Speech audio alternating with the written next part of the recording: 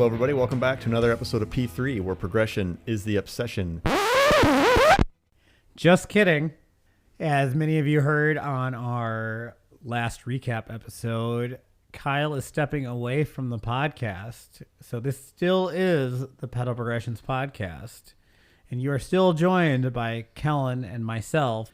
But let me introduce you to our new third host, who has been on many episodes now and is on our top 10 list 3 times currently, Mr. Craig Frazee. Hey, everybody. How's it going?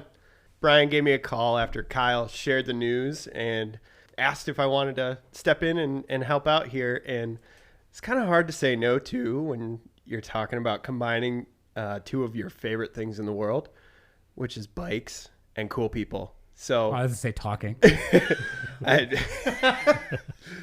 I tend to do that a lot, don't I? But yeah, thought I'd give this thing a shot, help out and chat and fill your guys' ear holes with my voice a little bit. Very thankful for the opportunity and really excited to talk to some awesome people, maybe get into some cool events and onward and upward. Great to be here. Yeah, good to have you, Craig. So on our calendar coming up, we have our live show on January 23rd at City Built Brewing for the WMBA annual meeting, where we will be doing live interviews with the board members to get to know them. And it will be our first live event. Come and heckle us, make us feel uncomfortable. We would really appreciate that because that's just how we do things. We also need to bring up our Zwift rides on Thursday. We've been growing each week. It is a banded ride, so nobody gets left behind. You can be the anchor and nobody will know.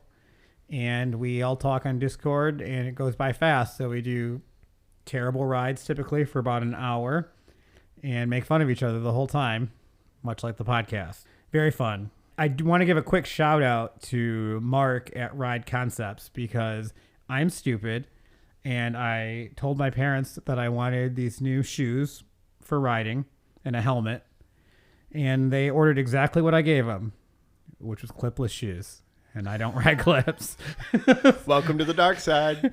So I emailed him right away, or emailed Ride Concepts. And the customer service was so good. I left reviews and stuff, but I felt like they were waiting on me to get my stuff together, to get my shoes to me. He asked what the podcast name was, so I thought I'd give him a shout out on here.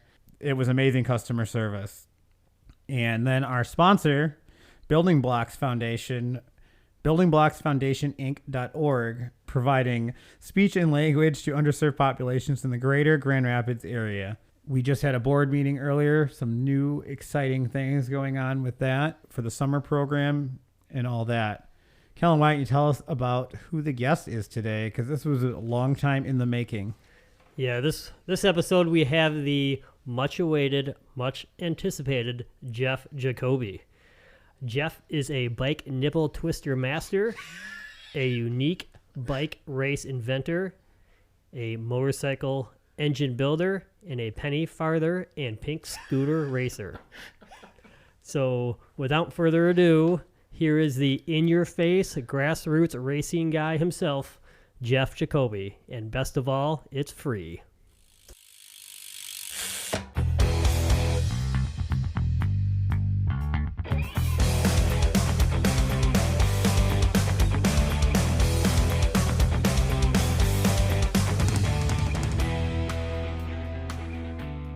I just saw something the other day about how Michigan's like the Olive Burger headquarters, whatever, but no one in Michigan likes Olive Burgers. I love Olive Burgers. I know, I'd say almost everyone I know but me likes olive burgers. I'm with you. them. I'm on team no olive. I like black olives, but green olives, nope. What about ketchup on your Olive Burgers? Oh, no. I don't like ketchup. Me and Brian don't like condiment. Ketchup, mustard, mayo. Fun. You know, Fun. my coworker Paul likes ketchup, and I would give him a hard time. And one day I went to Mr. Burger, and I asked the lady in the drive-thru, I'm like, can you put ketchup on an Olive Burger? And she goes, yeah, why not? So I tried it, and it was pretty damn good. My kids love it. They slather everything in ketchup. Yeah, same. We do appreciate you coming. Yeah. It's my pleasure. Appreciate you having me. We only brought it up on like 5 episodes. Oh, really? At least about. He'll never know. He doesn't listen. Yeah. I'm gonna go back and listen to them all. Because we asked you like when we first started, and you were like a little bit apprehensive about it. I remember that. We weren't big enough yet. It's not even that. Like I don't. It's not my thing. This is a lot of going on here. I was like, I don't know. No, it wasn't any apprehension towards hanging out and talking with you guys. It was just me, more or less. But then we kind of took it as like, oh, he's not going to come on. And then we just knowing that you're fun and we can give you crap. You can always give me crap. It became a running joke on the podcast that every time your name came up, which it just comes up in conversation quite a bit with the people that we've had on, that it's like, oh, and that one guy that won't come on the podcast, but he'll announce races. That guy. He'll talk to everyone but us. Yeah. Well, you can only talk for so long. Are we live right now? Yeah. Today we're joined by local legend Jeff Jacobi. If you've ever had questions about wheels, they are about to be answered. I know I have a few. We bribed him here with some IPAs and promises of famousness. Today's episode is brought to you by Grand Armory Brewing. It's actually my friend's brewery. Ben and Word. Sean are the owners of Grand Armory Brewing. Nice. They smoke a lot of dope, don't they? Yes, they do. Yeah. Because you can like get high off these fumes off this IPA here. It's awesome. Would you like to grab another one real quick? No, I'm good. I got a long ways to go. You got a long time. I mean, you got time for another one. Yeah. Well, we'll see. I've been drinking a lot of non-alcoholic lately. My old lady's been harping on me. You know, my liver's too. going to go to shit. I like the Athletic. So I came home with a 12-pack of Zero the other day and chugged it all in like 20 minutes. It was awesome. The problem is it's expensive. I'll show you. Yeah, it was $14. Yeah, because I take Athletic Brewing to Grill and Ride. Instead of drinking like 3 beers, I drink 6. Yeah. And they don't cost any less because they don't get booze in them. Right. Just the other night, we were going to go down to my mother-in-law's birthday party. I wanted to go sit in the hot tub beforehand, so I grabbed a couple of NAs and freaking chugged them in the hot tub. Got out, was getting ready, grabbed another NA, started drinking that one. You can't do that with the other stuff. I've had a couple weird looks. I drink a lot of Liquid Death. Have you seen those? Oh, yeah. They're the big tall boys, and they got crazy designs on the cans. I'll just pick one up in the middle of a work meeting on Zoom or Teams, take a sip, and a couple people in the meeting will always like, is that a tall boy? Is he drinking right now? And I always like show him like, nope, sorry, this is legit. Yeah, you can do that. But what they didn't know is I actually poured a beer in that can. Nice. No, no, just kidding. Nice. Yeah, what do you guys want to know? Well, see, what year do you think we met? I was trying to think about this the other day, and I have narrowed it down to, I think, 98 or 99. It's got to be a little later than that because I moved here in 99. So maybe on the cusp of 99 or 2000. Okay, so I was Y2K. out of the year as I was leaving high school. Yeah. You started riding with our merry band of free riders, What a great time. the good old Urban Assault free ride crew. Hucking off shit that you wouldn't even ride these days. Yeah. You know, like hardtail cross-country bikes with like 80 mil travel, QR front, 2.2s, tires. Yeah. 90-degree head tube angle. Yeah. Yeah.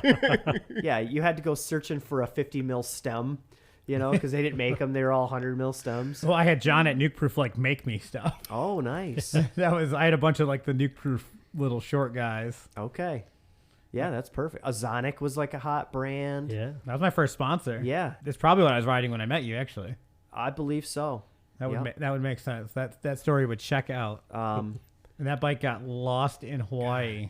Me, you, Mike Ring. Yep. My gosh, those are the good old days. Mike Ring had that sweet old, it was an intense taser.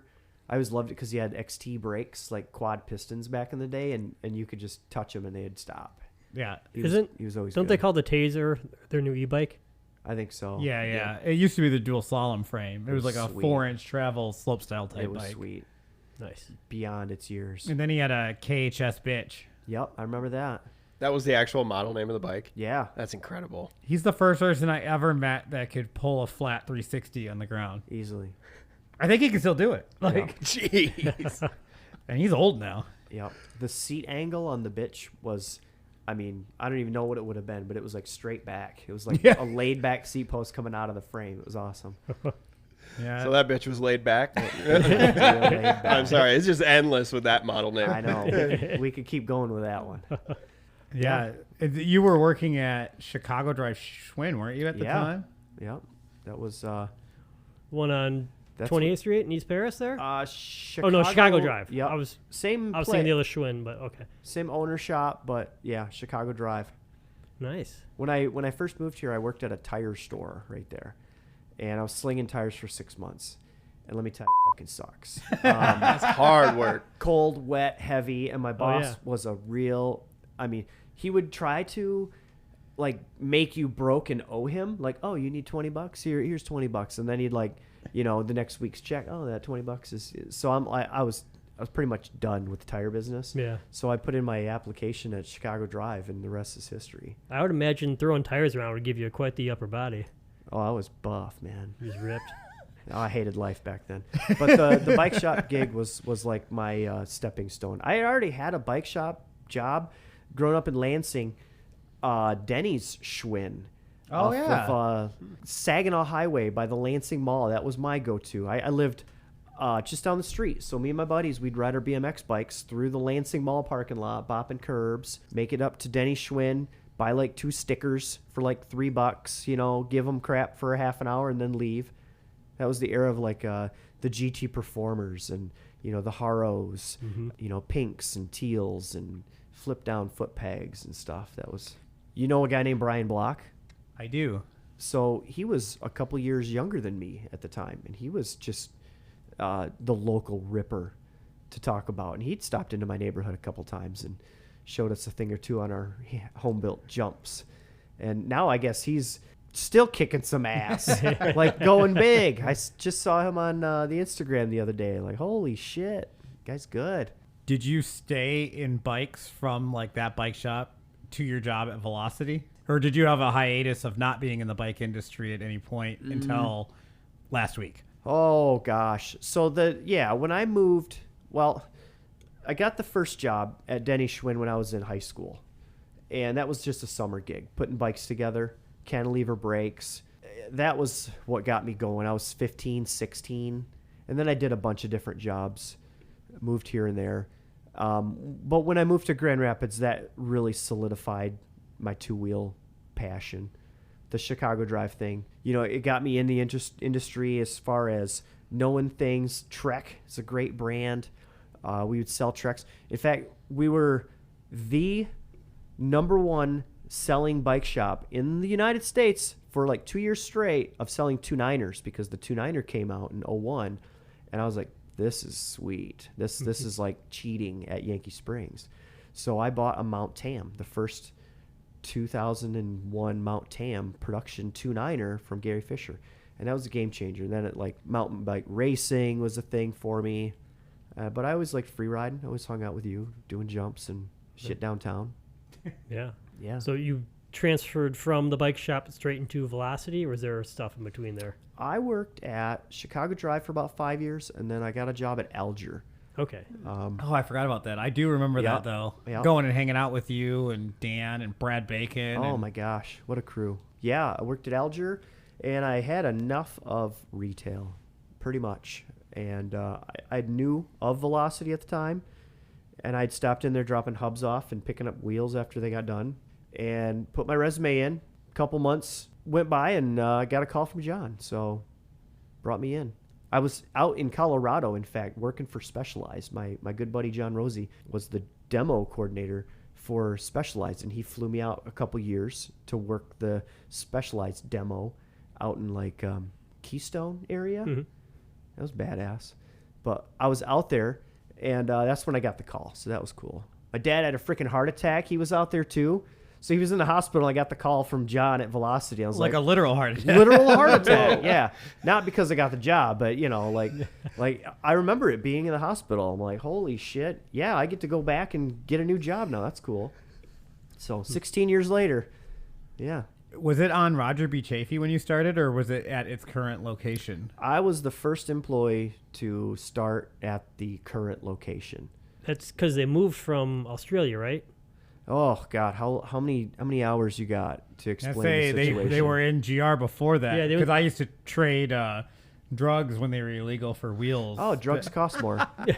You need $100 set of Sparty Pros. Doug Coster will get you on the back door there. The Velocity Psychos, I Mm-hmm. had 3 sets of those wheels. And they were like my favorite wheels I've Yeah. ever owned. Yeah. So back up a second. Educate me on Velocity, because I'm from the east side of Michigan. Yeah. Went away from west side for a while and kind of came back. And I heard a bunch about it. I think, Kellen, you had a set of Velocities at one point. Yeah, my set were built by Jeff too. So Dang. anything and everything wheels? You want the history? I would love it. I'll give you like the 10-second tour here. So Tom Black, the evil genius that started Velocity in Australia, is actually from the Kentwood area. Born and raised Kentwood. When he was 15, 16 years old, he built his first airplane and flew his first airplane. That's how crazy genius he was. For some odd reason, when he grew up and had a kid and got married and everything, decided he wanted to move to Australia. I think he had a fallen out or whatever. But his criteria for going to Australia was it's got to be warm and they got to speak English. So, hey, Australia's great, right? And he's far enough away from his ex-wife. I think that's how it works. So he's over there. He was already managing and working at Alger Schwinn in like the 70s. So he already had a passion for bikes and stuff. So when he was in Australia, he kept that passion and he hooked up with a guy that was like welder, fabricator, CNC god.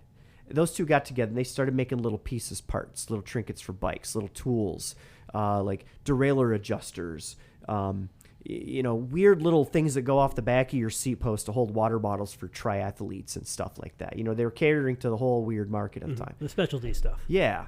So one thing led to another. There was no aftermarket rims available. You could buy a bike with wheels and you could buy an aftermarket wheel, but there was nothing to customize your bike necessarily. No different sizes, drillings, or colors at the time.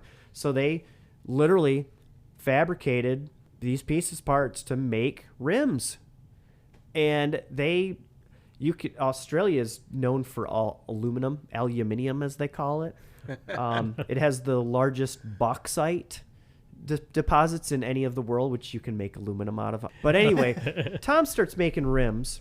In the meantime, his little brother, John Black, is managing Alger Schwinn at the time. So now this is like the 80s, 90s. So Tom's making rims in Australia. John's managing a bike shop. John says, hey, why don't I get some of your rims from Australia here? I'll sell them at the bike shop. So sure enough, he starts selling rims. They become a big hit. Pretty soon, they're stocking them at Alger. Pretty soon, John's stocking them in his garage, in his shed, in his basement. And him and his wife, Linda, are like, this is a thing. We could be the U.S. distribution. So he quit the bike shop job. His wife is a smart accountant. And they started Velocity USA, which was the U.S. distribution of Velocity Australia. So they were tied at the hip. So, Australia made rims, U.S. distribution, and it would take months to get those rims across the ocean in a 40-foot container. We would pull them out of the container. It was quite the ordeal. It was like the day, because we were waiting on these rims, and it was like everybody on deck, donuts, coffee. Let's get the freaking music pumped up. Let's get this container unloaded. It was badass. So that's how that started. And then what happened? The U.S. market became more relevant than the Australia market. We were selling way more rims. So it was stupid for John to, what am I going to buy? Let's consult my crystal ball. Like, what, I'm going to need this rim. I'm going to need that rim, but we're not going to sell that rim. We're going to sell all these rims. So John and Tom decided, let's move everything to the U.S. and call it U.S. made, So then they moved Tom to Florida. Again, they speak English. And it's warm down there, right? Tom was married to an Aussie. She didn't want to come to Michigan. Tom hates Kentwood. He hates the cold. So they set him up in Florida for like 5 years. That was going great, but honestly, nobody in Florida that was making the rims gave two shits. So we were getting quality that wasn't up to our standards, and we would have to redo a lot of stuff here after we already shipped it and made it and everything. And then a big thing, unfortunately, happened. John Black passed away, and that's kind of what set the ball in motion to get the factory into Grand Rapids. That has been 8 years since the factory has been in Grand Rapids. And you have your own like aluminum extruders and stuff there, right? Well, they do. Oh, I don't yeah. work there anymore. That's right. That's right. Oh. That's by the way, Velocity, you owe me. I'm kidding. Yeah, but they do everything now. Like they extrude everything. They bend the hoops. They join them. They anodize them. They get their aluminum extruded for them. Okay. So they get it in boxes in certain lengths. Each length can be rolled in a coil of 3 to get 3 rims out of it. It's then cut. It's then joined. It's then drilled, cleaned, anodized, deckled, and then turned into wheels. And that's where I came in. Turn them into wheels. So spokes, hubs, nips, rims, lace them like the Wright brothers did 120 years ago. Tension them up with good old-fashioned twisting nips. We had some specialty tools, but nothing really fancy. We didn't document the tension. Nobody really cared. Mm-hmm. I signed off on every one of my wheels, so there was a track of somewhat. Yeah, it was like, you go to Meijer, you can buy 100 cookies, right? They're okay cookies. But then you go to your grandma's, and the secret ingredient to your grandma's cookies was love, right? Mm-hmm. They always tasted better because your grandma spent a little time and energy on it. That's where Velocity wheels come in. It's like there's more love involved because they're handmade. Yeah, they weren't machine built. Everything was done by Yeah. hand. And Yeah. So Yeah. if Jill Martindale, Yeah. last guest, Bill Fartendale. was the rim job queen, does that make you the rim job king up until recently? I was more of the spokesperson, I guess you could say. Yeah. Wow. Gotcha. That's a good one. Spun that around. Yeah. Yeah. And now you've got a new gig that you're doing. Uh-huh. You've been there approximately 1 week and 1 day. Yeah. Yeah. Buell Motorcycles. What exactly? Everyone's asked me. 'Cause I said that you're coming on, and Yeah. we're waiting for a week at the new job. They're like, "Oh, what's he doing there?" I'm like, "I don't know. I haven't asked because I was going to ask. Well, we can record it." Yeah. My official title is FNG at this point. Production tech. So my job will be to assemble motorcycle engines. engines. Engines, marry them to the frame, swing arm. They're going to have me do everything. But right now, thank God I know how to type because I am transcribing work descriptions. Standard operating procedures. Yes. Yeah. Yes. Oh, my God. Something no one else wanted to do, and now Nobody you're the else new wanted guy. to do that. And they're like, how are you with, yeah. So that's what I've been doing at a computer. But you gotta bide your time. You gotta put your time in. It's cool because, there's 2 dudes assembling motorcycle engines from the case on up. Right behind me is where they're going to marry them to the chassis. They've got all their engineering, all their marketing ready to go. There's only 40 people total right now, but they're going to add another 8 people by the end of the year for production. They have this new bike called the Super Cruiser, which is just a rip-roaring, badass cruiser that can rip your arms off and have a hootin' any time. But yeah, that's the big one they're trying to get up production. But Yeah, I didn't realize Buell was built in Grand Rapids, or at least those bikes are built in Grand Rapids. that's an interesting story too. I was just about to ask because they used to be I am full of associated with stories. Harley Davidson, right? And then Yeah. now they are not. So Eric Buell, he's an interesting guy. You should go down that rabbit hole one of these days. He was a racer turned self-fabricator, self-engineering, got the schooling he needed, ended up moving to Wisconsin, working for Harley Davidson. He was still racing and building his own stuff at the time. He was kind of like the Carroll Shelby. He'd take a chassis that was already proven and he would bring another engine that's way beefier than what that engine's supposed, that chassis would handle. And he'd go race these things and he'd freaking wipe the floor with these guys. So Harley Davidson saw that. He was also working at Harley at the time. And they're like, we should buy into you. We should have a sport bike division. So they bought into him. Everything was doing great in the 90s. Harley hit financial trouble in 2009 and they said, sorry, Eric, take a hike.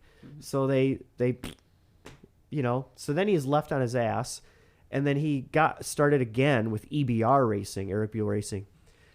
Got going again, started making production race bikes. I mean, he was going up against these super sport, Japanese-made factory teams, and you could go buy one of his motorcycles and go compete with those guys and freaking compete and win against those dudes, those factory dudes.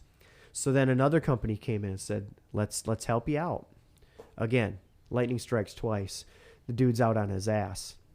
Well, this guy, Bill Melvin, who now currently owns Buell, has a passion for motorcycles. He's got the financial backing to boot it, and he is launching this new company.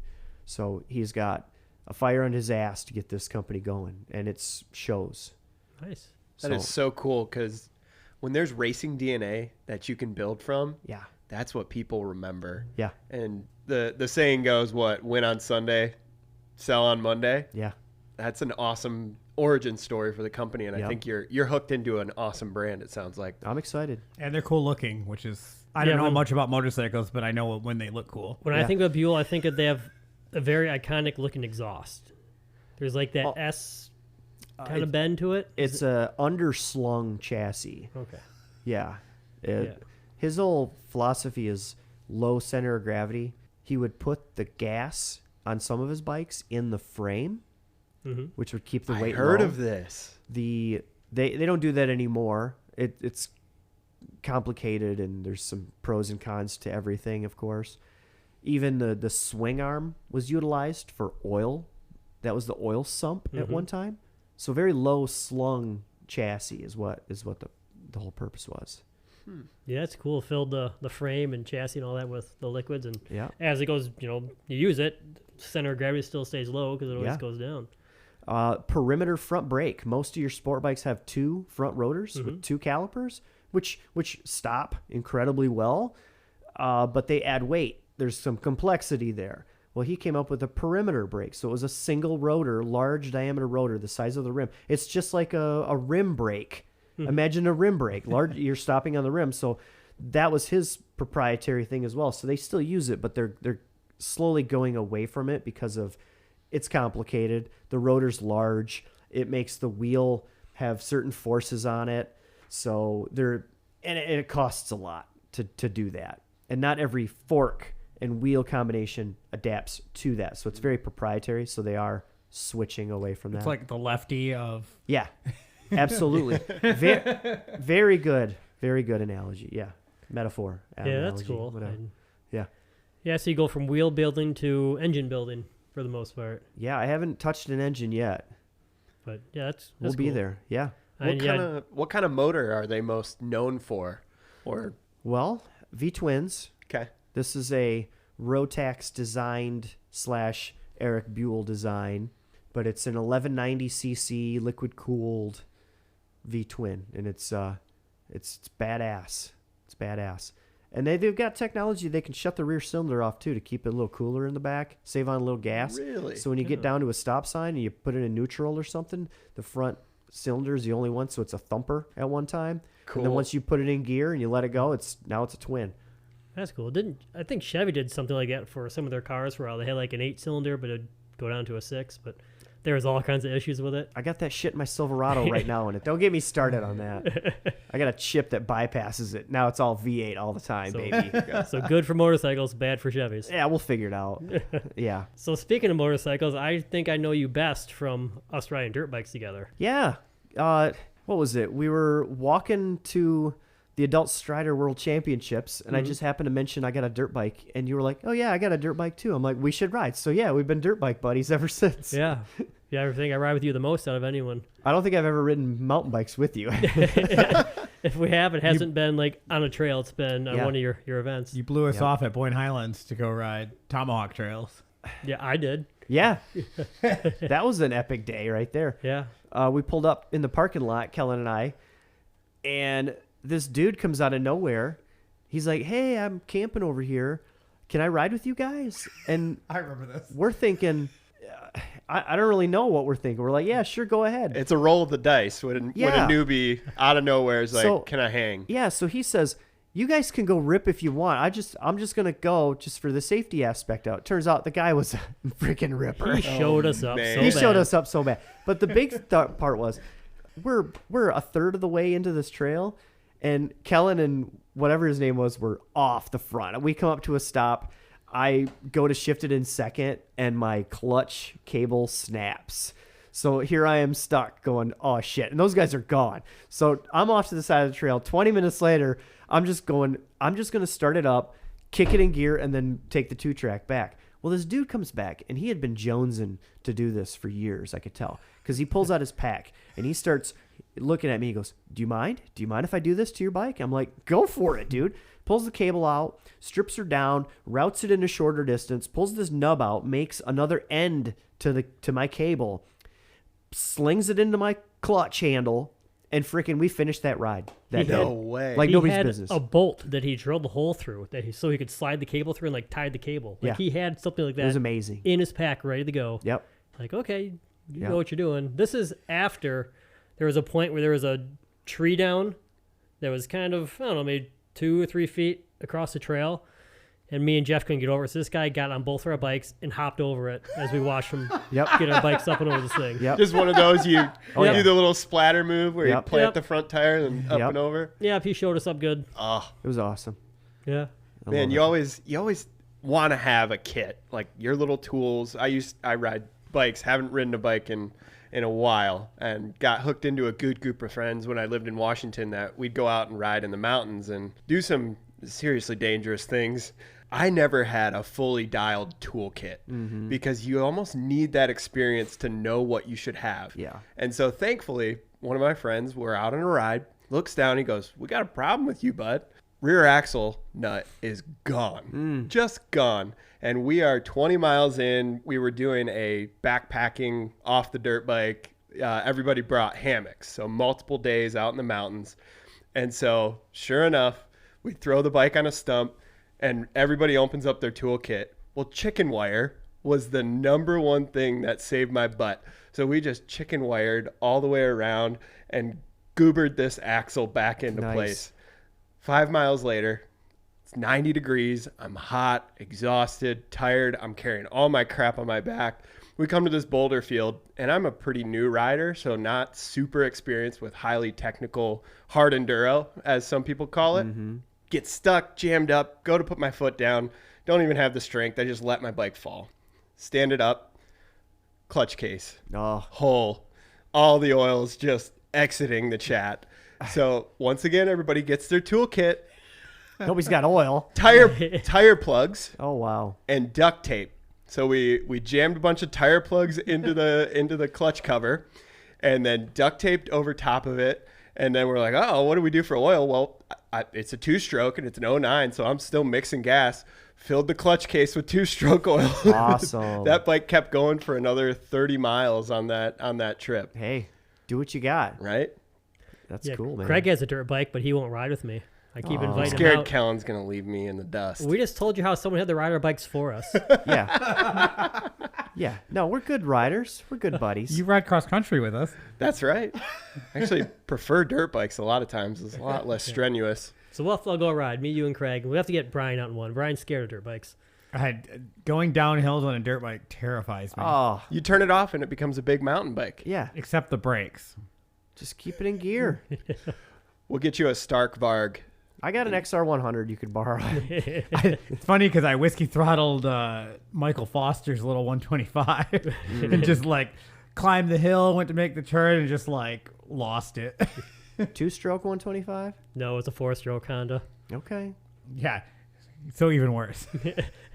Yeah, you suck. No, I'm kidding. I'm kidding. We did this like race at their house where we did like a pedal bike, an e-bike, the 125, the 50, Grayson's 50, the 125, and Kellen's Then my 250. 250, yeah. And I was faster on the e-bike than I was on the dirt bike. So speaking of dirt bikes, the new Supercross season just started. Ooh. A1 was last week. Yeah. Who you rooting for 250 and 450? Who are your guys? Always Tomac. Yep, Always. always Tomac. And then always Roxon. Always. I like Kickstart Roxon. Kenny. Absolutely. How about 250 class? Oh boy, Joe Shimoda. I like an underdog. You know, he wasn't all that hot last year, and he comes out with the first win, so that's pretty dang cool. He's a very personable guy. Met him a couple times. He's a short guy. I like the short guy factor. You know, Why? because I'm a short guy. Yeah, Ricky Carmichael. Anybody that's 5'6", I'm down. I don't know. I like Danger Boy. You either love him or hate him.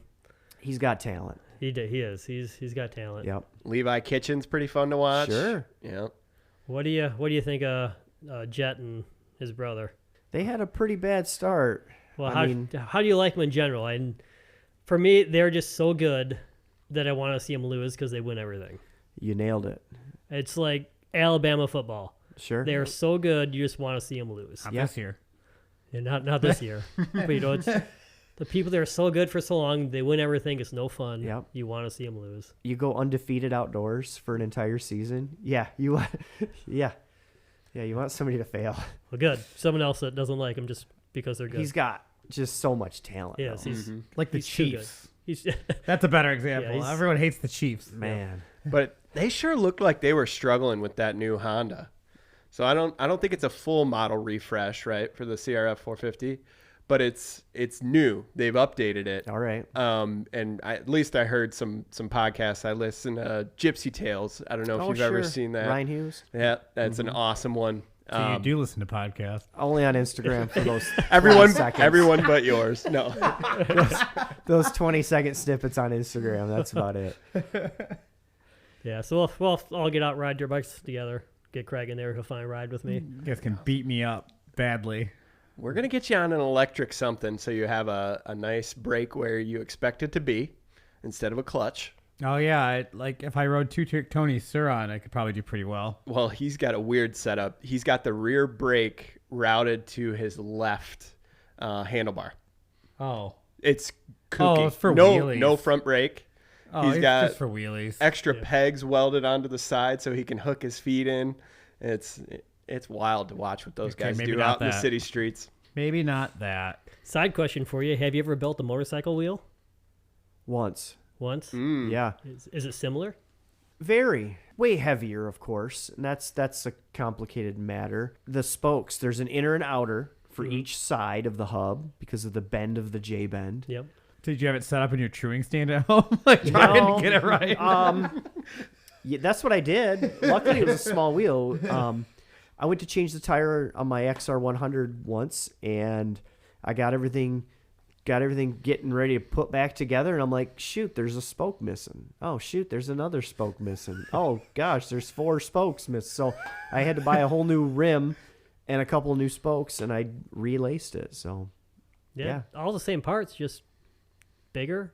A little different. Yep. I've thought about, investing in those tools to do it, but honestly, after 16 and a half years of building wheels, it's the last thing I want to do. You know, I've asked you before, like, hey, I know you work at Velocity, but you just want to build a wheel for me on the side. And you've told me, I do this all day at work. I don't want to build your wheel. Yeah. Like, you're being nice about it. But I get it. So, You made me learn to build my own wheel, and I Well, good. appreciate that. It's But good you by- telling me no, by denying you. I bought my own stuff, and I build my own wheels now, which is good. Good. But- you got to learn that. Kellen learning how to build his own wheel that you caused Jesse to build his own wheels. Oh, cool. And has led to the death of over 30 rims in the wild. Jesse destroys wheels. Because of impact or Oh, impact, yeah. Well, Everything. yeah, Can we that's call not it the everything? fault of the builder there. That's just I'm pretty sure he takes it out of his truck and breaks them sometimes. well, you got to understand a rim is designed to hold a tire, not necessarily impact the ground. It's funny because we had him on and we asked him about his broken wheels like it's a running joke. It's the logo of his race team and stuff. We're thinking he's going to say like 12, 14 wheels. He's like, 29. Sure. 29 wheels have met Insanity. its death to me. Well, I mean, yeah, you're doing things that's not really designed to do, and pushing it and twisting it and flipping it, and We all do that stuff. Yeah. None of us go through wheels. He is rough on stuff. So on average, how long do you think it takes you to build a wheel? Like, what's your average time per wheel? Because you're doing production. Like, you need to spit them out Yeah. to make that profit. What? it's unfair to think of it in a like a garage setting. Okay. In a production setting, there's even 2 factors there. So if you were to give me a hub and a rim, I would then have to calculate the hub and then the rim and then come up with a spoke calculation to get the right spokes. And Yeah, then that would I know what he's that would- talking about. That Like, would add yeah. time. I have a hub and a rim. No, I got to be home at at a decent time. So you're saying it takes you a long time. So to do that, if I had to do that, But it say would- save all the spokes, all the cut the pieces, Yeah. spokes, nipples, hub. It's just a race. Just You assemble it. against the other velocity people. Do I know who's riding these wheels? Jesse, we're flying. Oh, get it tight, get it right. I would say 40 minutes Man. from lace to tension. So for me, on average, it takes me 4 hours to build one wheel. Sure. But I use the Park Tool as a good app. Mm-hmm. They have a spoke building app where gives you all your spokes. You can type in the tension. Yeah. Each spoke's that, and it says, all right, now it does a calculation, adjust spoke number 3 up, spoke number 7 down. Yep. And I'll do that, and I'll get the 20%. Then I'll do it the 15. Then I'll do it the 10. I'll take it down to 5%. So they're real tight tolerances, and my wheels last forever if I do that. Which you said you're not really taking. You're just going by feel. You're not. Oh, I used a tensiometer. Yeah, but you're not building them to that tight of a tolerance either. Well, I guess it depends on the customer.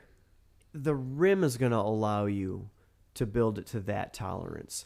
The quality of the rim, the strength of the rim, if it's a really, really lightweight, thin race rim, you're lucky to get it that good, especially aluminum. Yeah, carbon wheels are much easier to get to a consistent tension, I've found. Carbon will hold its strength much more, and it'll allow you to build a better wheel easier and have that better tension variance. Even after riding it and you ding them, like aluminum will take that dent and deflect. I mean, it holds that dent or whatever, where carbon will just snap back to I whatever. couldn't believe at the World Cups at how loose the UCI downhill riders ride their. Like, it's insane how loose their spokes are. I was just thinking about asking that, and I've read it's for compliance. Yeah. So tracking over rough or uneven terrain or off camber sections that have chunk mixed in, if you have a little more play in that wheel, supposedly it tracks better. And no deflection. Mm-hmm. The high-end World Cup guys, one run per. They're up there. Their mechanics are constantly building a new wheel while they're doing their practice run. They go up and they switch the wheels.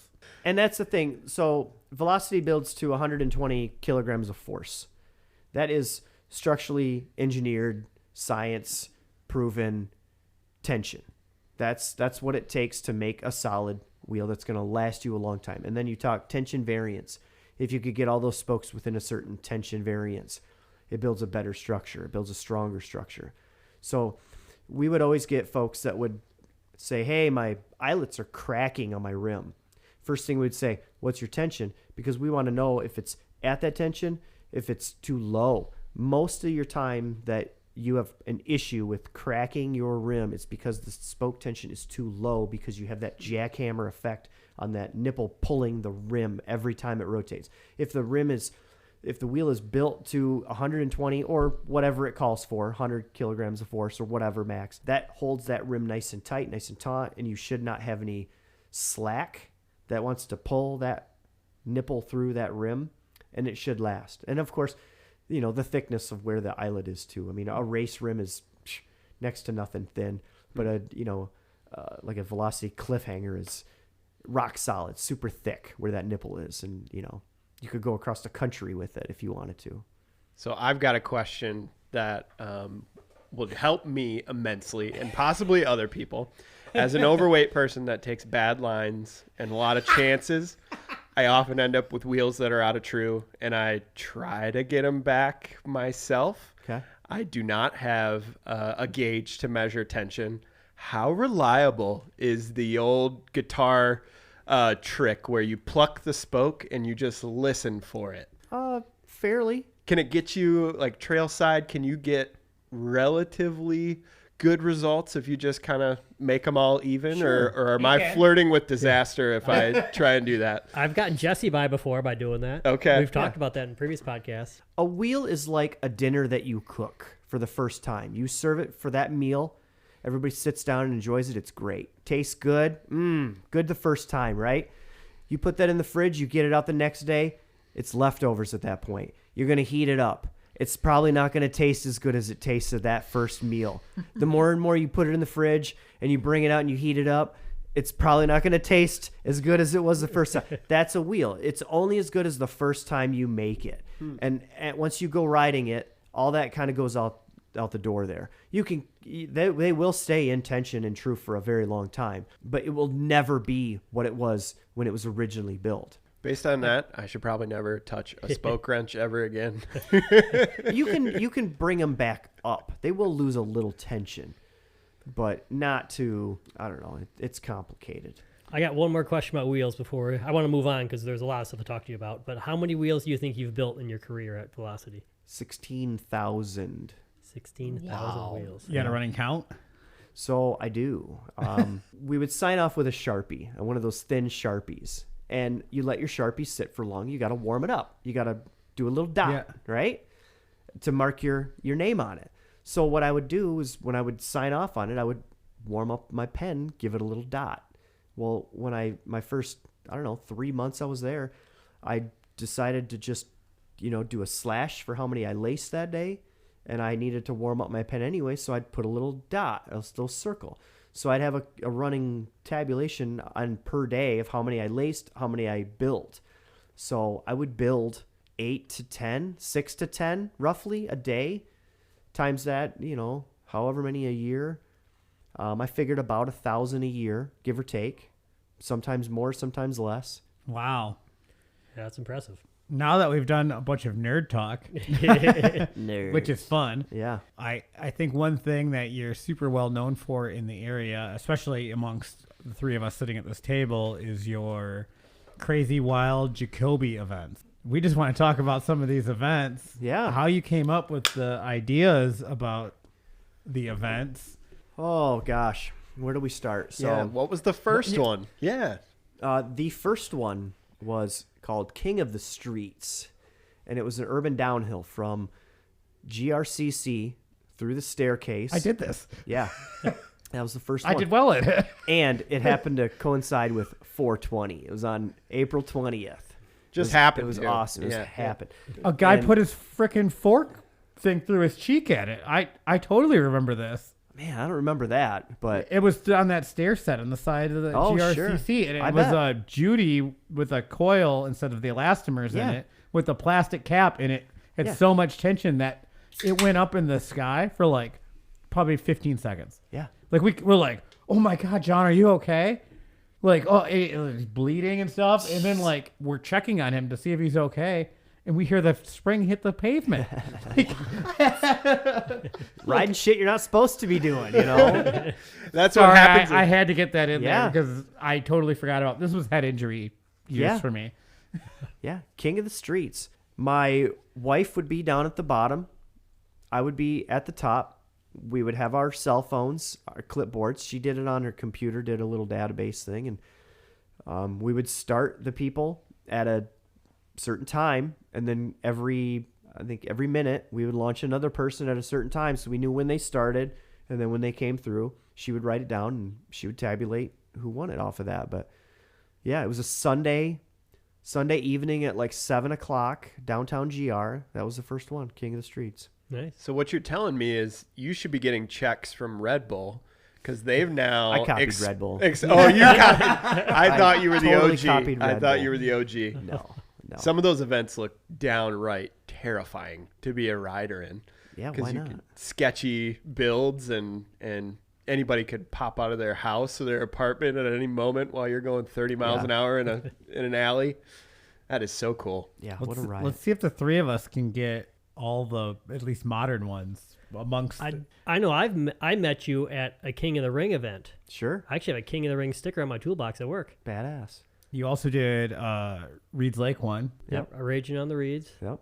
drag race, Yep. drag race, Strider World Championships. Yep. which there's trophies right there. Yeah. Actually, you have 1 year, both champions are in the same house right now. I know. The floating, the Skim bike. skim bike. Yep. What's that one? We're So, guessing. that's- We'll elaborate after. That's Okay. the only one Jeff can win. It's an engineering marvel. So here's the story on that. Ryan Oldhouse and I were out riding Yankee. We came over to the Deep Lake boat launch, and we're hanging out, and it was a hot day, and we were going to go take a dip in Deep Lake. And for some reason, we got the idea, wouldn't it be awesome to get ripping down the boat launch and ride your bike into the water and see how far you could skim across the water with whatever apparatus. So we talked shit for like 4 years at work. Every year hey, you building a skim bike? Oh yeah, I'm going to build it. Mine's going to be this and it's going to be that. Well then, Austin Russell got sick and tired of listening to us talk shit, and he literally started building one. So that at that point, I was like, I'm building one. So that was what kicked it off, and it was a whole lot of fun. But it cannot float with you on it. Okay. It cannot have any after power once you hit the water, so it's got to be full inertia, full speed once you hit the water. And you got to pedal it in. It's got to be a bicycle, So Incredible. So you're cutting holes in wakeboards and mounting it to the front axle and underlayment, Luan underlayment is like super thin, super pliable. That's what I would make. BMX bike with underlayment, like a skim, like a so skimboard. cool. Yeah, I still got it hanging in the barn. If you held that event on, usually do it on, Memorial Day, Labor Day? I think it's Memorial Day. Yes, the end of the year. I'm always busy that Labor weekend. Day. If you do it, Oh yeah, we're out of town. if you do yeah. it some other weekend besides that one, I'd be in for that one. Yeah, that's always an option. If you want more competition, Okay. What events have we missed? I'd Hair of the dog. Go huck yourself. Go huck yourself. Yeah. You got So- any? the Strider World Championship was the first Jacobi Okay. event I was introduced to, and that was Zajac called me. He's like, "Take your pedals off your bike, bring it to this location at this time." And I'm you like, find- "What- Deceivingly the hardest thing you'll do all year. What? I think that is going to be the one. I enjoy that a lot. King of the Ring was always something special Yeah. though. Like, So that's coming back. I've been talking to Grand Rapids Parks and Rec, and they want an event at the bike park. So the goal is, I haven't started planning it yet. I got to email my man. do you need announcers? Sure. I need spectators. I need racers. I need all kinds of good people. But the plan is Saturday evening, watch the sun go down. But a 3-race series, June, July, August in the summer on a Saturday night. Just a free event, family friendly, just a 4-up shootout like we used to do. That was fun. Yeah. That was one of my favorite, I think. Keep it simple. Yeah, I remember you had the strategy of one foot clipped in, the other foot Yeah. flats, and Yeah. yeah. Yeah. The Terra Trike launching into Jared Pace was awesome. Oh, that was beautiful. Yeah. So my philosophy on those events and why I've done them over the years, nobody else puts this stuff on. I have these visions. I have these wants and needs of competition. I love hanging out with my friends. I love having the spectators involved. I love keeping it simple, and I don't want to charge people. And who else is going to do this if I don't do it? So exactly. Yeah. So We copied your format slightly. that what is it? I don't know. Grassroots. I don't know what the fuck Yeah. the term is, but Yeah, yeah. so grassroots, free, in-your-face racing. Yeah. I feel like that's how you describe them all. Yeah. Did you ever go to any of the old bootleg races we did up in Traverse City? I have done one of them, I know for a fact. Yeah.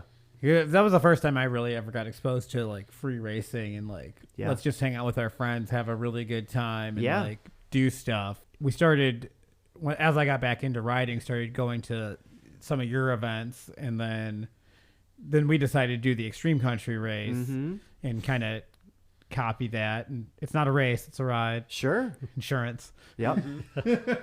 Yep. No, that was great. The extreme cross country, I enjoyed that because it's my flavor, It's like cross country meets jumps, and not everybody's got that flavor. So the more extreme you take of a line, the faster you go, and I enjoy that. Are you going to bring the Go Huck Yourself, the jump one back?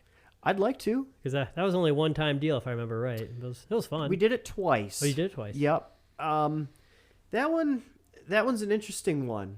It scares people. You for want some no part reason. of it when I brought the ramp out to go even higher and farther. Well, Are we talking a long jump competition Yes. here? Oh boy. the X of death? I was scared as well. Okay. People There were freak some out when they sketchy- hear about that. There were sketchy people there. Sure. I- You could hurt yourself. Yeah. You had to be sketchy to win, is what. So That's kind of what I figured out. A giant hill that you pretty much pedal up and you bunny hop. You just see how far down the hill you can jump, which I found a technicality. We were going by where your rear wheel hits, and this guy over here can nose manual. So I pedaled fast, hit the thing, and pulled the nose wheel and went like all the way to the bottom of the hill. I'm like, oh, I won. You can go home now. It didn't count, I guess. Yep. Yeah, I only set you high enough on the hill so that you had to pedal into it. If you were to just coast down and go through the course and not pull up, you wouldn't get any air off of it. But you had to pull up and huck off this thing like a ski jump. Of all the events you've done, this one I felt like it was the hardest because the expectations were on like Kellen, Mike Foster, Kyle. All of us are like, oh, you need to send it. And all the cross country people that would do the other events were there, but they were not going to hit it. So now that there's like 15 people that are going to jump, Right. And now there's all this expectations on like, Oh, yeah. you doing well. That was hard. I brought my dog, so I wouldn't have to do it the second year. Right? Yeah, that was my thing. I found out Got to hold the dog. there was quite a bit of expectations for us being the downhill guys, and when I found out I wasn't going to win, I was going to cheat to win. So that's when I pulled that Manny. Yeah. And hey, I won if you want to count it. And as you guys know, the conditions have to be right for doing stupid Yeah. shit like that, because It was too windy one year. if you wasn't have it? crosswind, you're done. If it's too slippery, you're never going to stop. So, yeah. And there was, when Kellen brought, the first time we were coming there, I try to keep everything on the down low because I'm poaching all of this stuff. I just set up and tell people to show up, right? And I host these races. And this lady was walking down the hill with her dog, and she's like, what are you guys doing? And Kellen was like, we're going to have a jump contest. She goes, does the city know about this? And I'm like, shut up. You're like, Karen, yes, here's our permits. Yes, they do. I'm carrying a ramp up. I brought the high jump stuff. I remember that too. I had a jump and a high jump stuff. Yep. Trying to wreck stuff. I ask for forgiveness, not permission. I mean, the city of Grand Rapids embraced King of the Ring. Yeah. I was on the board for the planning meetings for the GR Bike Park, and it was like, we got to keep the ring. That's cool. So speaking of doing stuff or for the city, your Hair of the Dog race. Ride. Hair of the Dog ride. I know you used to bring donations for... Dégagé. That's how you say it. Yeah. Yeah. You still do the donations thing? Yeah. Do you? Yeah. I haven't made it to that in a couple of years. I've always been busy, but yeah, you're actually doing stuff for the city. Yeah. We filled up 3 big old bins this year with socks and clothes and warm items and all kinds of stuff. They love it. They love it.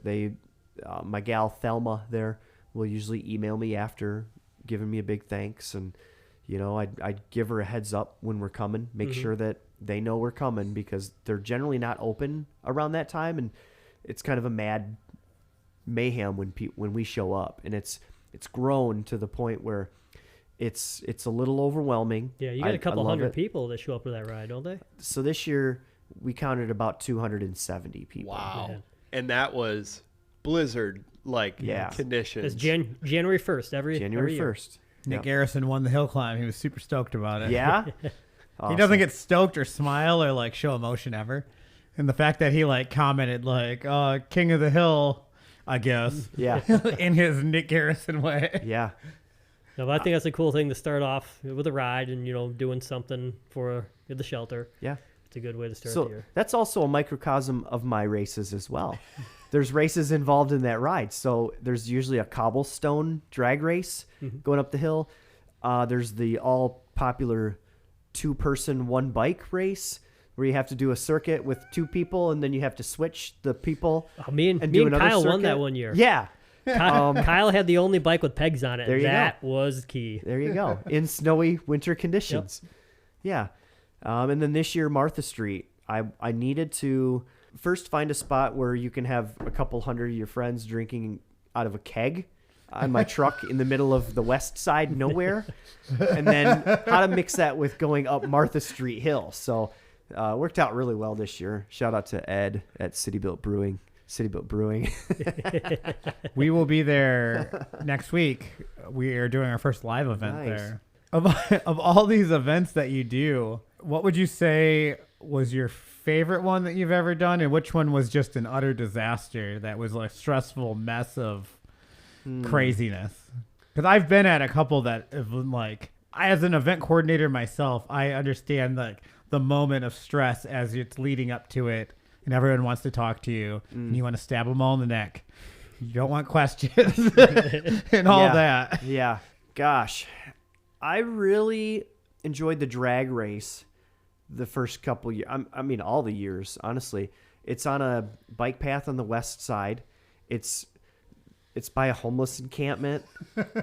And the stressful part of that, last time I did it, there was a resident of that area. He was living in the bushes. And so here I am. I'm using a dolly for my podiums coming down the trail. And he's in the bushes talking to his buddy. They're drinking their beers and stuff. And I'm setting up. And at this point, there's nobody there yet. It's just me on this bike path. And I know people are going to show up, of course. But he starts talking to me. And I'm like, I'm going to have a bike race here, yada, yada, yada. And he thought that was the coolest thing because we're in his house. We're in his neighborhood. And he's like getting in the mix. And I had to tell him, like, get out of the way because they're coming down the trail super fast. And I said, if you're good, we'll give you all these cans, right? So he made it his mission to be like, are you done with that can? Because I'll take it. And he's like coming up to me while I'm trying to coordinate, do the brackets, make sure everybody's launched, who's up next, who's on deck, all this stuff. And Mr. Can Man is like, trying to get all of his cans together. I'm like, dude, just get out of the effing way, man. Hey, you gonna finish that? That was the most stressful. I could feel my blood boiling off of that. My favorite event is by far King of the Ring. That was just... That's what I figured. Yeah. Do you have a specific year that you'd say was like... Because, I mean, there's one where we did, like, sunset, like, Hawaiian shirts and dressed up. That was my favorite King of the Ring, but I don't know if it was yours. All of them. Yeah. There was one year I was a little freaked out because it grew, like, exponentially, like, after I got it running. And I had my wife come in and help me do registration. And I was being a smartass, and my wife had to, like... verbally tell me to shut the fuck up. Like you're being an asshole right now. And that was like, oh shit, this is serious. I need to stop being an asshole. But that went off. That was great. I loved it. Bring the community together. So kind of speaking of races, you're also known for riding some unique bikes and for charity. That's why I had that. Oh, I just added that to my list too. It was you did it for Gilda's because I still get Gilda's Club emails. Oh, okay. And stuff in the mail from donating to your scooter and your penny farthing ride. Yep. Yeah. And I did the pre-ride with you. That's right. So I know you don't want to bring up bad shit, but my dad passed away and I was like trying to deal with it. And I was at Founders one day and I was looking for some place to do something with, to raise some money, to do something good, to get some positivity in my life. And Mark Hendershot, who longtime racer, endurance guy. He's an awesome guy. Legend of GR. He's one of my favorite GR old school bikers. Santa Cruz Syndicate. Yeah.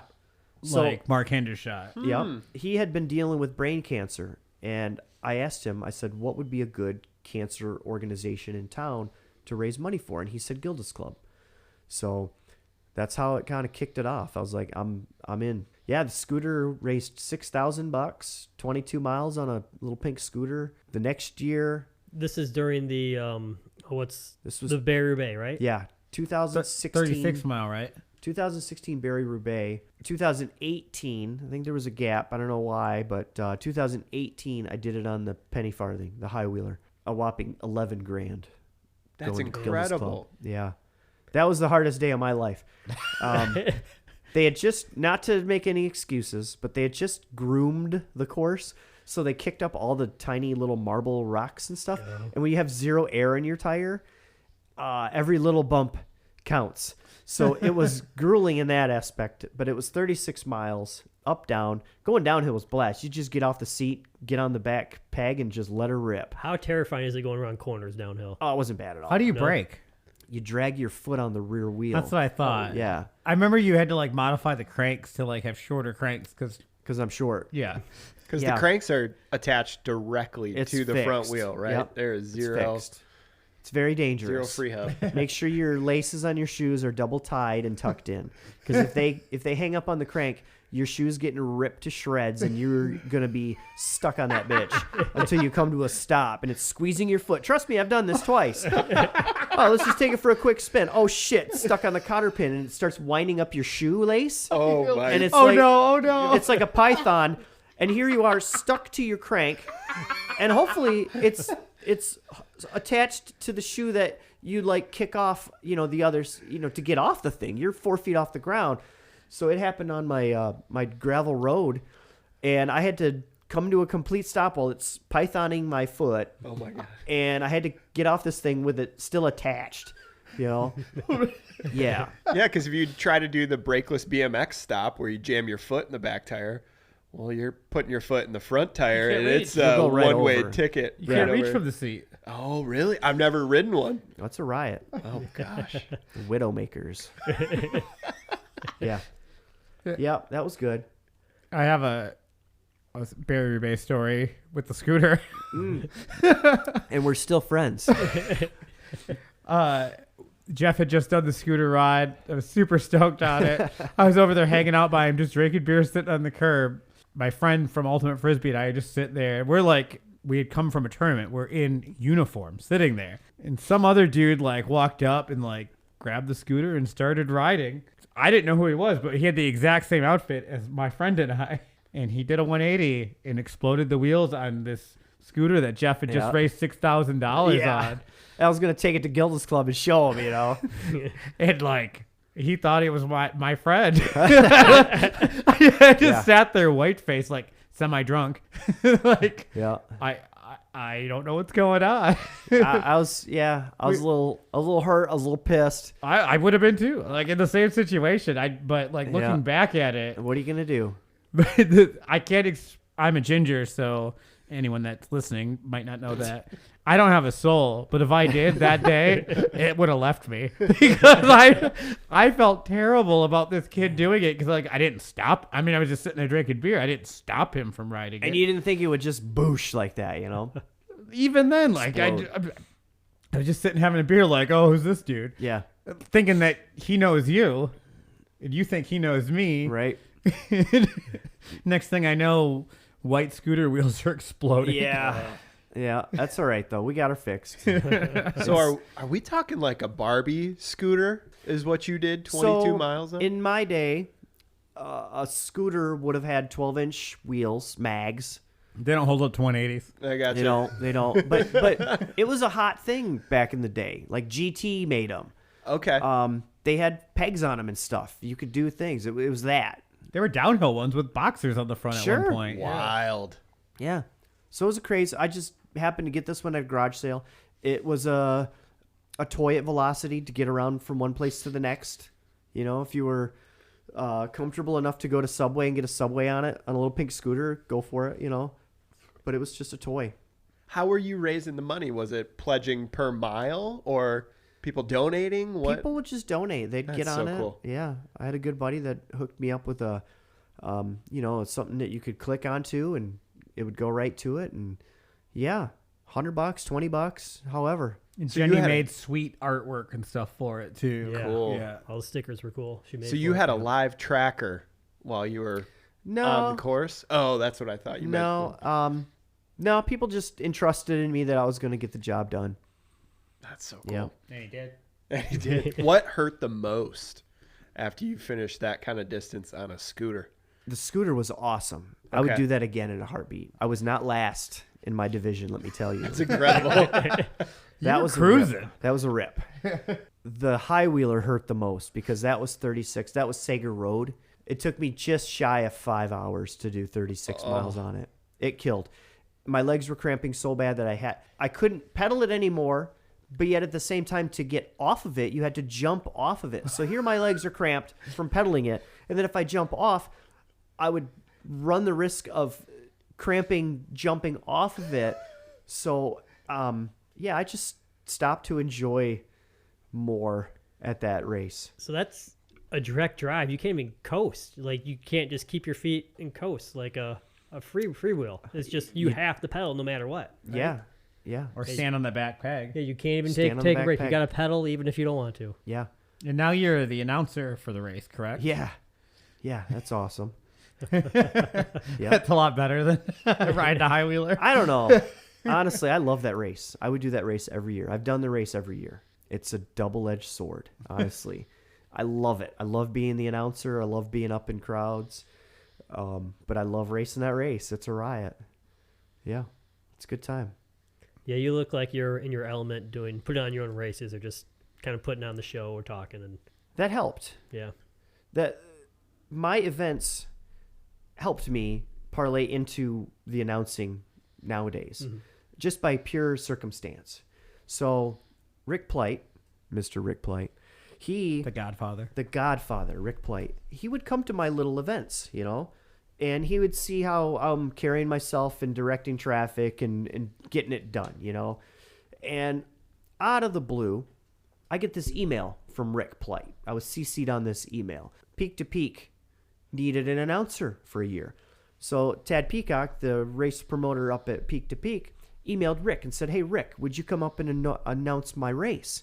And Rick's like, "I don't announce races."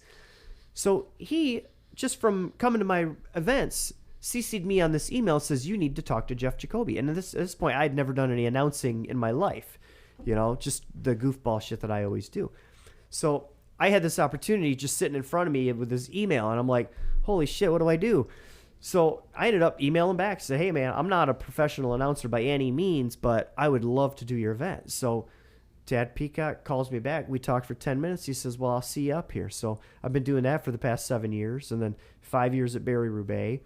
So, yeah, it's come full circle, man. It's pretty cool. I need to make the schedule, but coming up on this podcast is one of your coworkers from the Barry-Roubaix, Robbie, the... Tall guy. Takes photos for a living. No, not that guy. Not Mendring. Oh. He doesn't respond Robbie to me. Coates. Yep. Oh, my man, Robbie. Yeah, that guy. He's cool. Kellen, every time we're at Iceman or anything, he goes by in the dirt bike, he's like, "I want to know about that." Yeah. And when we had Jenny and Matt on, Robbie reached out and said, "Oh, I like the podcast stuff." And then I was like, "Well, we think it's sweet that what you do." And then he said he had been on Dirty Chain, so I went back and listened to it. And man, that is an entertaining podcast over on the Dirty Chain podcast. Yeah. For anyone that likes dirt bikes, or like how you transition from being a random dirt bike rider that just happened to ride trails in Traverse City to being one of the Iceman sweepers to doing the Barry-Roubaix to now riding bikes and racing bikes like we do. Yep. Yeah. Yeah, Robbie does them all. Does all the big name races. And that's a lot of pressure because you got to know where you're going. You got to stay on two wheels. You got to keep a pace. Above the pros, which is fast. Yeah, so there's a lot of pressure involved in doing that. Your bike has not, it cannot fail. Yeah, I would say there's more pressure involved than anything else. And he does it with Ward, who we used to race downhill with back in the day at Cannesburg and Pando. And I need to do the booking for this still. That it was now that we've made the change with Kyle leaving and Craig coming on, figure out our schedules and stuff and what's going to work. But I'd like to have Robbie and Ward on just to hear some stories about all that stuff. Yeah, that's got to be fun. We're all about the stories. Sure. Yeah, he's a busy man. He's got a young child, a lovely wife. He's a good dude. Oh, that was something I crossed off because we're going late on time. But I ran into you and Curtis at Ray's like 2 weeks ago. Curtis is your height now. Yeah, that's not saying much. But like, he's like, I'm like, "You having fun at Ray's?" And I expect, yeah. And he's like, "Yeah, it's pretty fun." Yeah. And I was like, "Whoa, you were 2 foot last time I talked to you." Yeah. He's a good kid. Have you got him in the dirt bikes a little more? I know the last time I was at your house, he Doesn't want anything to do with dirt bikes. BMX bikes all day long. Does he mountain bike at all? Is it a change of being like an MTB dad or is BMX dad? He does not want to sit on a seat. He wants to ride, a BMX style bike. Does he know Michael? Yeah. Sounds like he needs a scooter. Maybe. He's got my whole arsenal at his disposal. Now, Curtis, we ride BMX. We go to Ray's. Yeah, we have a good time. That's the only time I can get him on a bike. I ruined him on motorcycles. I went from a CRF 70, which is like, easy going. And then I'm like, oh, he's really winding this thing out in the yard. He's running it real fast. I'll get him a KX 65, right? Nope. It ruined him. Too loud, too much. Fire breathing two-stroke. Yeah, Yep. yeah. Just now, though, he's so young that he's got time to, come back around to it. He will. He will. He's got the BMX skills. So anything. He looked good at Ray's, like Thank compared you. to, I mean, seeing him as a little kid at the Sure. races and stuff. But Yeah. I followed behind him at Ray's in the profile room and stuff, and he was doing pretty well. Yep. He's catching the backside and pumping the transitions. Yeah, he's good. Nice. Yeah. A quick thing to bring. We're gonna get into the listener here. You're gonna tell your wife, "Hey, we talked about you. You gotta listen."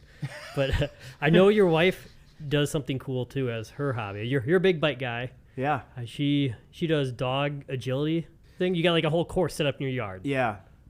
Dogs are her sport. They're my pets. They're her sport. But yeah, miniature Australian Shepherds. She does agility with our girl, Sydney. Sydney's got all kinds of titles and stuff. You know. She's like ranked #1 in some stuff, wasn't she? Or she won some titles? The older one, she's got quite a few titles. I don't know what her ranking is, honestly. You know, when your wife starts talking, you're like, blah, I love you, dear. Maybe she shouldn't listen. Yeah, but no, she understands. Our girl Eleanor. So we have Shelby and then Eleanor. Mustangs. Yeah, I would say this Yeah. is straight out of Fast and the Furious. Love it. Or no, or Gone 60 Seconds. Yeah. So Eleanor is the fastest Australian Shepherd in the nation from a dead stop to 100 yards. So they put out a lead on a tether. The dog chases it, makes a whole lot of racket. Suck it, Trek. Yeah. Way faster than my dog. But yeah, that's her thing. She's got to go all over the country to, get ranks and all that stuff. Yeah.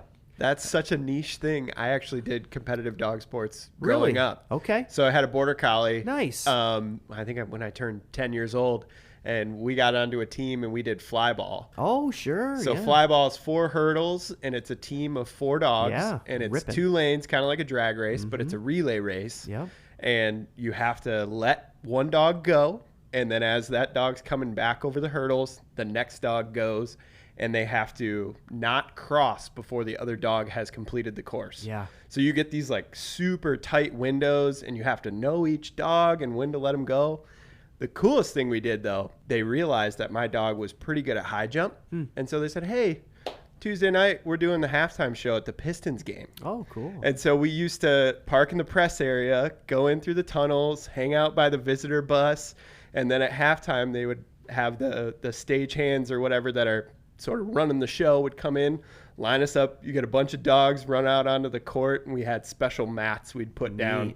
And my dog, he would almost always win, which was really cool. He was jumping, 5 foot, almost 6 feet Jeez. over the bars. And that's the closest I've been Very to being cool. actually famous or do something Nice. meaningful. The Pistons.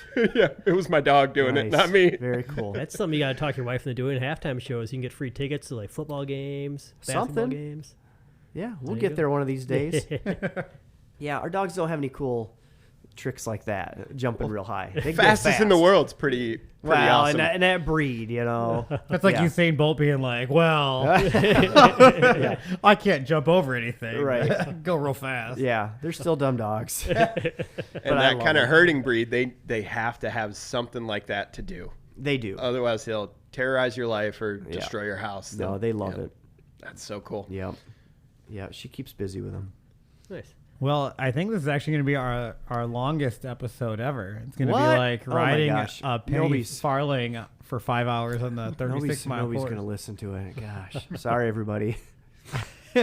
We've had requests for you, so at least 4 people will listen. Right on. I'm predicting you're going to be our most listened to episode. Ooh, Matt and Jenny might have Ooh. something to say. Jenny. I don't know. Jenny's my gal. I saw you post on Facebook that you were changing jobs, and within like less than half a day, you had over 100-something comments saying, "What are you doing? How's Yeah. it going?" I could post something like that, and I'll get like 15 total. Kellen's stalking you. He follows you on Instagram and Facebook, and I get a message at Ray's. Jacoby's there somewhere. Maybe you can find him and ask him to be on the podcast. I'm like, I'm already with him. I'm in the moon room right now. Yeah. Now, when you do something that long involved in the community and you change, people want to know. Now, to me, you were the face of Velocity. Thank you. Thank you. If you ever have a want or a need or a change or whatever, and things are kind of stalling out, not really going anywhere, walk in with a dozen donuts to wherever you want. So I had That's what I did wrong. I had my resume in at Buell for months, and it went cold, and I just had enough at one point, and I'm like, I'm going to just walk in there with a dozen donuts. Rob Mendering, it's robmenderingphotography.com, did that at Velocity. He came in with a dozen donuts, got the job. So I said, I'm going to do what Rob did. Walked in there, boom, knocked it out of the park. 5 minutes later, I got a call from my friend that works there, and said, hey, nice job. So 3 weeks later, I had the job. Congrats on that. Thank you. Yeah. I hope you're the best and doing your new thing, building engines. Yeah. Will you build me a wheel now that you're not working Velocity? No. Good. No. Do you? If you got all the pieces, parts, maybe. No, I learned I can do it myself now. All right, good, because that's not any Good, for good. anybody else but Kellen. Because you were going to do it anyways. Do you have any new events brewing in your head, or do you have anything on the horizon? I don't know. I mean, in the short term, if the damn lake freezes over, raging on reeds for sure. It's frozen now. Well, it's got to be safe frozen for maybe 100 people in a basketball court-sized area. Yeah. No, that's about it. Raging on reeds in the summer coming up. Yeah, that's about it. Are we doing the Striders again? Absolutely. That's 100%. the hardest 15 seconds I do. It is. I train all winter. Kellen does too. Both of Dude. us train a ton, and we get on those stupid dirt jumpers with the seat down and strider like idiots, and I'm dead for like 4 days after. I don't know what you're complaining about. Every time I've showed up, I've won it. So Yeah, somebody's got to beat Kellen. I have a big ginger target on me, and people take me out. There's Yeah. a video of me getting ran into the yeah, woods. it's me. I'm the one that takes you out. No, you've never touched me. Well, it's coming this year. Michael got me. David Brower got me. Oh, yeah. David Brower, winner of a whole bunch of gravel races. I know. Can't win the Strider race. Hey, And to each his I know own. he listens once in a while. any so- given Sunday, you know? Yeah, the first time we met, we got into a quite the drag race at the Strider event. I think it was you and me, one of the semifinals, I believe. Yep. And we were neck and neck Oh, coming what a down riot. that last straight, and What a I riot. wanted to give up so bad. Same. Every ounce of my It hurts body. so bad. You have no idea Yeah. how bad it hurts. And people are like, why don't you go longer? I'm like, no. 2 laps is hell. Oh, the laps. turns too. Yeah. Those turns. Yeah. I have a dedicated Strider bike. I need to make a few more for a couple more people because I think people would show up, but they don't have a Strider bike to play with. So I think I'm going to make a couple more just so people can have fun on them too. We have extras too. I mean, we could always bring extras. I mean, typically we only bring the one, but realistically we have 4. You just need a junker. Well, they're not junkers. They're just our dirt jumpers. But compared to a normal XC rider, it's a Strider bike. Right. I learned how short my seat post was at the event. Yeah. Because I brought my dirt jumper with high hopes, like slick tires. This is going to be so fast. Pulled the seat out. It's about 5 inches long. Yep. And the 6'4" guy, it was too low for him. Do you have any social media you'd like to plug? You would plug your motorcycle brand so that you can touch metal? The only people that I really want to plug is City Built Brewing Company. Ed, my man, he came to the Hair of the Dog a couple years back. I had been shelling out like $60 to $100 for buying 30 racks of hams, and my man Mike Roon would get the hot chocolate and stuff for the event. And Ed shows up to this thing and he goes, "Man, why don't I supply the beer?" And I'm like, "Yeah, buddy." So it's been a blessing for the past 3 years that he's been doing this. So citybuiltbrewing.com. Nice. Will you be at City Built while we are there? Yeah, maybe. Yeah, I'll be there. Yeah. What's the best way to find out about your events? Just follow you on Facebook? Yeah, Jeff Jacobi, Facebook. I don't do really anything on Instagram, but yeah, that's it. Jeff Jacobi on Facebook. Nice. And just a quick thank you for doing what you do. It's the people in a riding scene that really make it what it is. And you have such a huge impact with these events. It's just incredible to see how stoked and how excited people are. And you got newer riders that are coming in, and the kids event at the Strider race, Yeah. or it's just, we can't thank you enough for the impact Well, you have thank on you. the community and the fun you bring. We have a great community in West Michigan. I mean, Yeah. a very vast, broad spectrum of bicyclists, and it's fun to see them all come down and have a good time. Yeah, we appreciate everything you do. You're a big part of the bike community, even Well, though thank you're you. not a part of Velocity anymore. I'm sure you're going to continue to be a big part. Well, thank you guys. Yeah, we A appreciate little part, 5'6" part. 5'6". One more zinger Even. for the road. Yeah, I appreciate having you on after we hounded you all this time. Well, thanks Well, for having me. hounded your friends. Hopefully they made fun of you for us. Jill did it. Thanks, Jill. Good. Yeah. But yeah, we appreciate it. Everyone listen. Thanks for listening. And like always, guys, remember to keep progressing, keep pushing yourself, and have fun. See ya.